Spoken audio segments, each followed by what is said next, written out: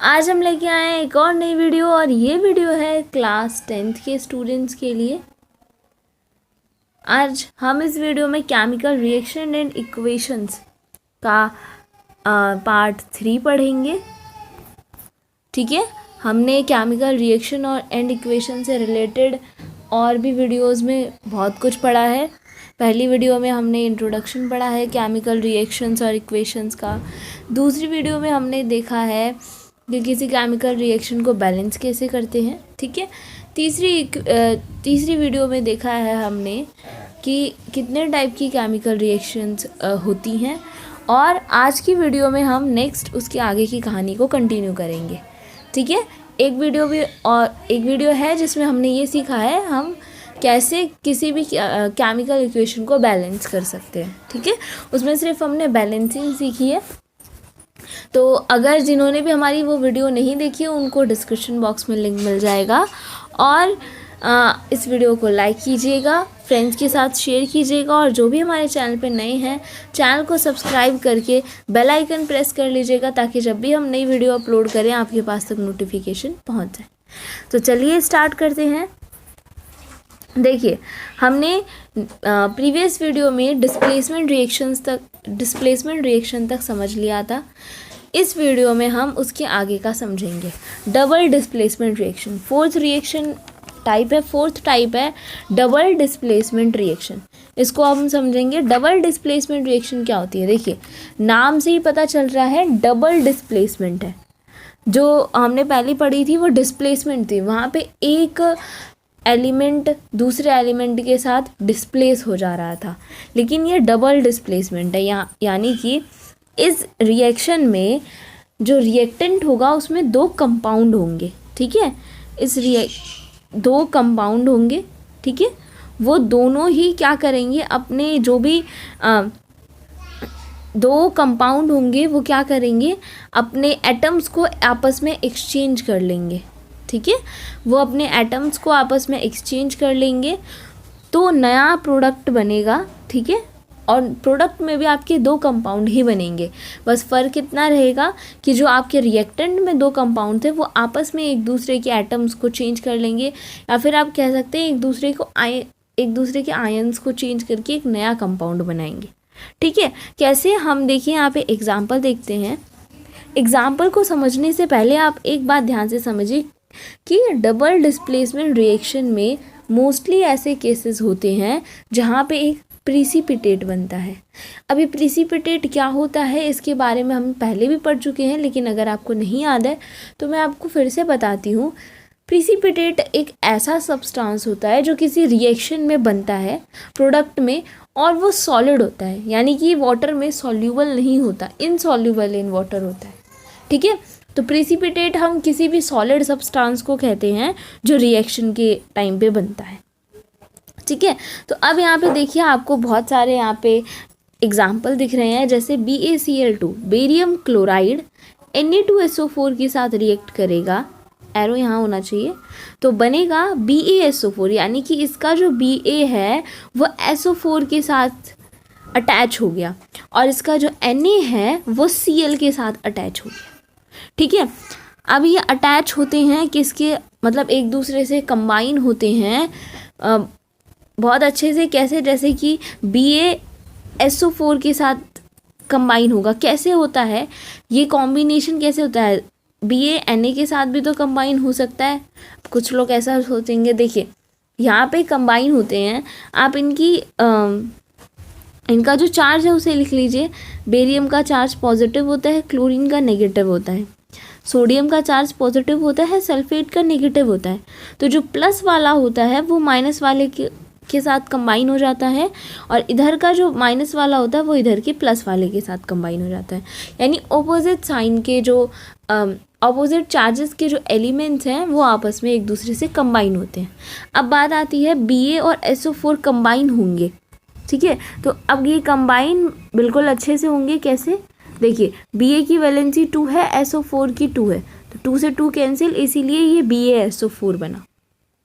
उसी तरीके से Na और ये Cl है, Na और Cl, तो Na की वैलेंसी 1, इसकी भी 1, तो ये दोनों भी कैंसिल हो गए, तो ये NaCl बना। ठीक है, ये अपने फॉर्मूले के हिसाब से जैसे इनका फॉर्मूला बनता है ये बनेंगे उसी हिसाब से, बस फ़र्क इतना है यहाँ पे कि ये कंबाइन होते हैं ऑपोजिट चार्ज के एलिमेंट के साथ। उसी तरीके से ये सिल्वर नाइट्रेट है और ये सोडियम क्लोराइड है, ठीक है। तो यहाँ पे ये रिएक्ट करके बन जाएंगे, सिल्वर आपका क्लोरीन के साथ कंबाइन हो जाएगा तो यहाँ सिल्वर क्लोराइड हो गया, और सोडियम आपका सोडियम आपका NO3 यानी कि नाइट्रेट के साथ कंबाइन हो जाएगा, तो ये सोडियम नाइट्रेट बना। अच्छा, एक बात यहाँ पे और गौर करने वाली है कि यहाँ पे ये जो BaSO4 बना है ना, ये वाइट कलर का PPT बनता है।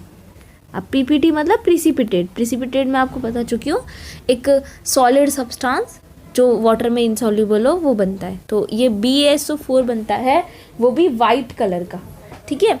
और इसमें सिल्वर नाइट्रेट और सोडियम क्लोराइड जब रिएक्ट करते हैं तो यहाँ पे सिल्वर क्लोराइड बनता है वाइट कलर का PPT, ठीक है। तो आप ये जो प्रिसिपिटेट देखेंगे वो मोस्टली आप देख सकते हैं डबल डिस्प्लेसमेंट रिएक्शंस में। डबल डिस्प्लेसमेंट रिएक्शन में मोस्टली ऐसी रिएक्शंस होती है जहाँ पे प्रिसिपिटेट बनता है, ठीक है। एक रिएक्शन और है, reaction between sodium sulphate and ammonium chloride hydroxide, ठीक है। ये बहुत इंपॉर्टेंट रिएक्शंस हैं, आपको इन सबको याद रखना है क्योंकि इससे एग्जाम्पल भी आ सकता है।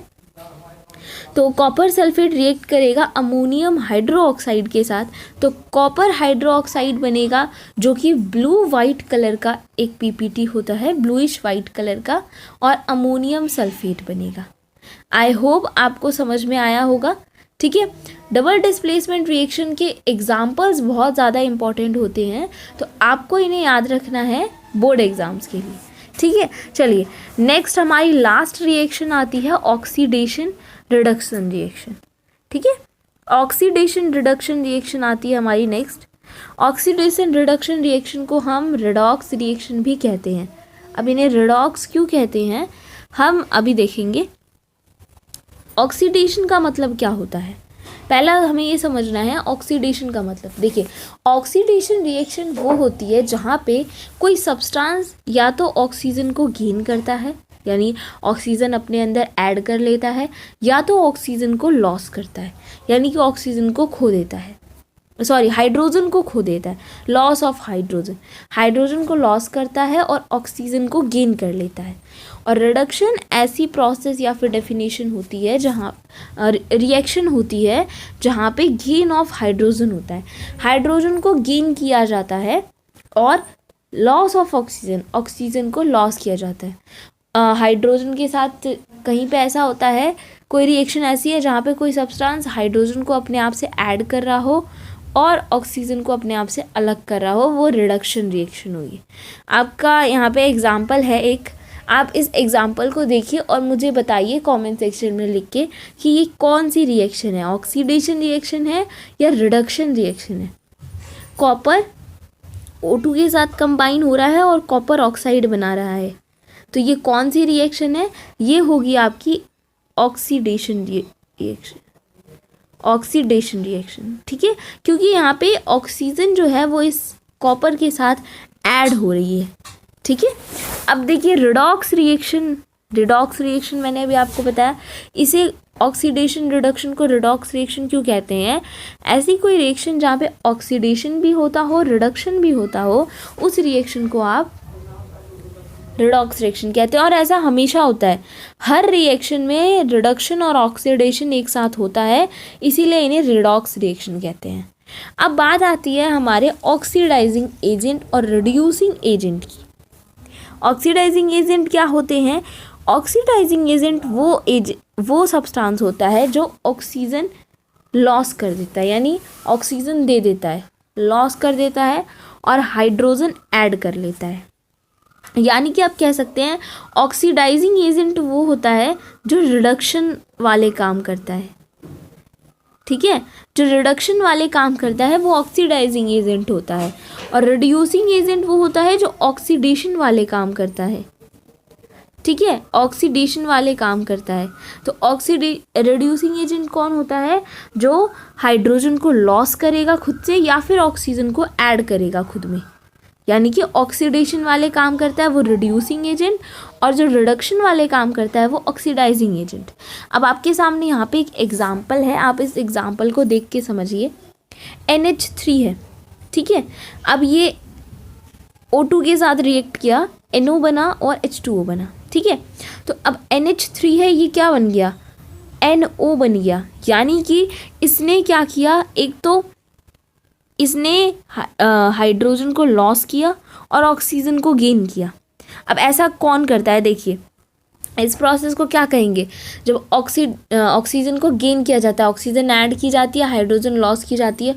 ऑब्वियस है इस प्रोसेस को ऑक्सीडेशन कहते हैं, और जो ऑक्सीडेशन करता है उस एजेंट को हम रिड्यूसिंग एजेंट कहते हैं। तो जो N है, नाइट्रोजन है, वो रिड्यूसिंग एजेंट है एक तरह से, ठीक है।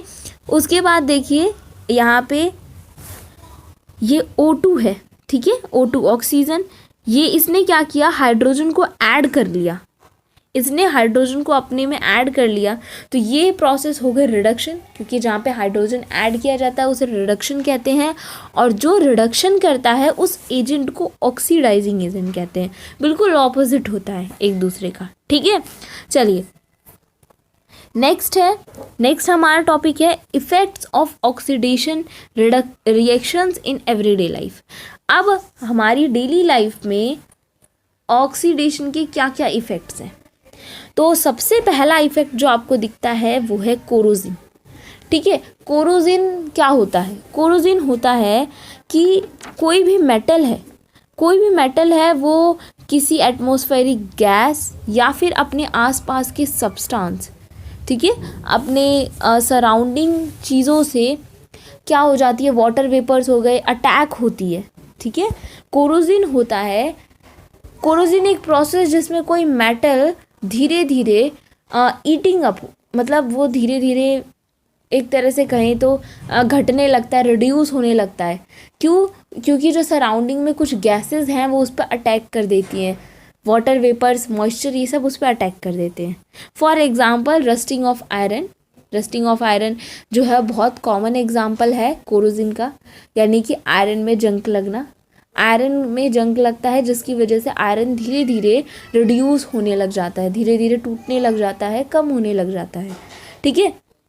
तो आयरन का जंग लगना कोरोजिन का एग्जाम्पल है, और ये होता है, ये भी एक ऑक्सीडेशन की ही प्रोसेस है। क्योंकि देखिए आयरन है, ठीक है, अपने सराउंडिंग से ऑक्सीजन और मॉइस्चर के साथ रिएक्ट करता है, और ये बनता है यहाँ पे Fe2O3.XH2O। यहाँ वाटर मॉलिक्यूल्स कितने हैं वो नहीं पता, तो इसीलिए X लिखा गया है। बनता है ये हाइड्रेटेड फेरिक ऑक्साइड, जिसको आप रस्ट भी कहते हैं। तो आपको ये याद रखना है क्योंकि बहुत इम्पॉर्टेंट है, आपसे MCQs या 1 मार्क का क्वेश्चन में पूछा जा सकता है कि रस्ट का फॉर्मूला क्या है, तो आपको इसके फॉर्मूले को याद रखना है, ठीक है। देखिए आयरन, और इस रिएक्शन को भी याद रखना है, आयरन ऑक्सीजन और मॉइस्चर के साथ रिएक्ट करता है और बन जाता है हाइड्रेटेड फेरिक ऑक्साइड की एक लेयर उस पर जम जाती है जो ब्राउन कलर की होती है, जिसे हम कहते हैं रस्ट, ठीक है। अब देखिए, अब आयरन में कोरोजिन होता है, सिर्फ आयरन में ही नहीं होता, और भी मेटल्स है जिसमें कोरोजिन होता है। अभी हम सिल्वर को ले लेते हैं। सिल्वर जब पॉलिश्ड रहती है तो एकदम शाइन करती है, लेकिन कुछ टाइम बाद वो ट्रांस्ड हो जाती है, यानी उसका कलर उड़ जाता है, वो हल्की हल्की ब्लैक या ब्राउन कलर की हो जाती है, जैसे कि आपको यहाँ पे इस डायग्राम में दिख रहा होगा। अब ऐसा क्यों होता है? ऐसा होता है कि जो सिल्वर है वो हमारे सराउंडिंग में हाइड्रोजन सल्फाइड के साथ रिएक्ट कर जाती है। सिल्वर जो है वो सराउंडिंग में एयर में से हाइड्रोजन सल्फाइड के साथ रिएक्ट करती है, जिससे बनता है सिल्वर सल्फाइड और हाइड्रोजन, जिससे बनता है सिल्वर सल्फाइड और हाइड्रोजन, ठीक है। तो सिल्वर हमारे सराउंडिंग हाइड्रोजन सल्फाइड से रिएक्ट करती है एयर में से, और सिल्वर सल्फाइड बन जाता है जो हल्का हल्का ब्लैक कलर में होता है। तो इसकी लेयर जम जाती है सिल्वर पे, और सिल्वर मेटल जो होता है वो डल हो जाता है, अपनी चमक को खो देता है, ठीक है। अब ऐसे ही हम एक और एग्जांपल देखते हैं, किसका? कॉपर का। ठीक है। कॉपर ऑब्जेक्ट्स भी कुछ टाइम बाद अपनी शाइन, अपनी लस्टर को खो देते हैं, क्योंकि कॉपर के ऊपर एक ग्रीन कलर की कोटिंग आ जाती है। किसकी? कॉपर कार्बोनेट की, बेसिक कॉपर कार्बोनेट की एक ग्रीन कलर की कोटिंग आ जाती है। अब वो आती कैसे है? देखिए, जो कॉपर है वो एयर में से कार्बन डाइऑक्साइड और मॉइस्चर और ऑक्सीजन के साथ रिएक्ट करता है और बनता है ये कॉपर हाइड्रोक्साइड और कॉपर कार्बोनेट। यानी कि हम इसे मिलाएं तो हम इसे कह सकते हैं बेसिक कॉपर कार्बोनेट का फॉर्मेशन होता है। ये नेचर में बेसिक होता है, ठीक है, दोनों एक साथ बनते हैं। तो बेसिक कॉपर कार्बोनेट का फॉर्मेशन होता है जो कि ग्रीन कलर में होता है। इसी वजह से जो कॉपर है उसके ऊपर कुछ टाइम बाद ग्रीन कलर की कोटिंग आ जाती है। तो अब देखिए, अब ये जो टॉपिक मैंने आपको भी पढ़ाया है ना, ये बहुत ज़्यादा इम्पॉर्टेंट है। ये 5 मार्कर का एक इम्पॉर्टेंट क्वेश्चन है और ये प्रीवियस ईयर में भी आ चुका है, ठीक है, इसके आने की चांसेस भी हैं। तो क्वेश्चन ऐसा पूछता है कि कोरोजिन क्या होता है, ठीक है, और कोरोजिन के एग्जांपल्स दीजिए, जैसे कॉपर और सिल्वर में कोरोजिन कैसे होता है। तो आपको दोनों की रिएक्शन को लिखना होता है, ठीक है। एक तो ये पहला इफेक्ट था कोरोजिन का। दूसरा इफेक्ट है रेंसिडिटी। ये पहला इफेक्ट था किसका? ऑक्सीडेशन का। दूसरा इफेक्ट है हमारा रेंसिडिटी। रेंसिडिटी क्या होता है? देखिए, जो हमारा ऑयली या फैटी फूड होता है, कुछ टाइम बाद उसमें बैड स्मेल और बैड टेस्ट आने लगता है। इसी को रेंसिडिटी कहते हैं और ये होता है ऑक्सीडेशन की वजह से, ऑक्सीजन के साथ रिएक्ट होने की वजह से ऐसा होता है, ठीक है। तो अब ऐसा इस चीज़ को रोकने के लिए लोग क्या करते हैं? रेंसिडिटी को प्रिवेंट करने के लिए क्या किया जाता है? कुछ लोग तो एंटीऑक्सीडेंट का यूज़ करते हैं। ज़्यादातर एंटीऑक्सीडेंट का यूज़ फूड फैक्ट्रीज़ में किया जाता है, ठीक है। वैक्यूम पैकिंग की जाती है। वैक्यूम पैकिंग का मतलब है कि फूड को पैक करने के बाद उसे बिल्कुल सील कर दिया जाता है। फूड को ऐसे पैक किया जाता है कि जो उसका पूरा कंटेनर है वो सील हो, ताकि उसमें एयर या ऑक्सीजन एंटर ना कर पाए। या फिर हम फूड को नाइट्रोजन के कंटेनर्स में स्टोर करके रख सकते हैं। मतलब कि कुछ जो आपके चिप्स के पैकेट आते हैं उनमें नाइट्रोजन गैस को भरा जाता है, ताकि वो ऑक्सीडेशन से प्रिवेंट रहे, वो ख़राब ना हो, उसमें कुछ टाइम बाद बैड स्मेल और बैड टेस्ट ना आए। और जो बहुत कॉमन मेथड है जो हर घर में यूज़ किया जाता है वो होता है रेफ्रिजरेशन, ठीक है। तो फूड स्टफ का रेफ्रिजरेशन हो जाता है, उसे लोग रेफ्रिजरेटर में रख देते हैं। कम टेम्परेचर होने की वजह से ऑक्सीडेशन की प्रोसेस बहुत कम होती है और वो फूड बहुत कम, मतलब जल्दी ख़राब नहीं होता, ठीक है। तो दैट्स ऑल फॉर टुडे। इस चैप्टर में बस इतना ही था। यही इस चैप्टर का लास्ट टॉपिक था और यही इस चैप्टर की एंडिंग हो गई। हमने केमिकल रिएक्शन एंड इक्वेशन वाला भी चैप्टर कम्प्लीटली पढ़ लिया। आपको वीडियो अच्छी लगी हो तो इसे लाइक कीजिए, चैनल को सब्सक्राइब कीजिए, अपने फ्रेंड्स के साथ इस वीडियो को शेयर कीजिए और चैनल को सब्सक्राइब करते वक्त बेल आइकन ज़रूर प्रेस कीजिए, क्योंकि हम रोज़ आपके लिए वीडियो अपलोड करते हैं तो आपके पास तक नोटिफिकेशन पहुँच जाए। अब हम मिलेंगे आपको अपनी नेक्स्ट वीडियो में एक नए चैप्टर के साथ। तब तक के लिए take care and bye bye.